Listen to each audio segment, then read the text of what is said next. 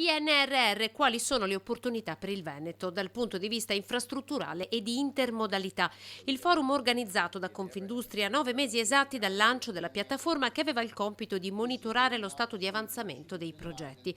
Due i punti chiave emersi: l'importanza del settore della logistica che il Covid ha azzoppato imponendo al sistema produttivo del nord-est una brusca frenata, e poi la digitalizzazione dei processi. Solo il porto di Venezia ha in saccoccia opere per 170 milioni tra interventi di carattere ferroviario, di bonifica e di infrastruttura digitale. Poco o niente invece è previsto per il sistema aeroportuale. Lo ha annunciato oggi il presidente di Save Enrico Marchi, non nascondendo la sua delusione. Dovrei dire grazie per l'invito, ma questo non ci riguarda e non avrei neppure dovuto partecipare.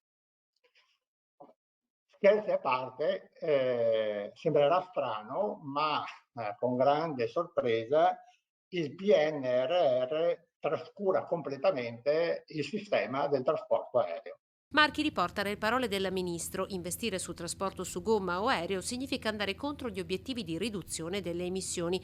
Gli fa eco il presidente Enrico Carraro: scelta miope sul trasporto aereo, e allo studio anche l'utilizzo dell'idrogeno. Tutti gli aeroporti e Savi in primis sono impegnati nella decarbonizzazione, nello sviluppo degli investimenti. Certo, non possiamo fare tutto da soli. Mi sembra miope e palesemente priva di strategia una politica che si esaurisce nell'obiettivo di limitare il traffico aereo, di sostenere lo sviluppo del sistema aeroportuale. Aeroporti che hanno perso a causa del Covid 3 miliardi di euro di fatturato, nonostante costituiscano il 3,6% del PIL italiano. A rischio per il 2026, altra paura del presidente Marchi, in concomitanza con le Olimpiadi invernali, il collegamento con l'aeroporto che si innesterebbe nella linea ferroviaria Mestre-Trieste.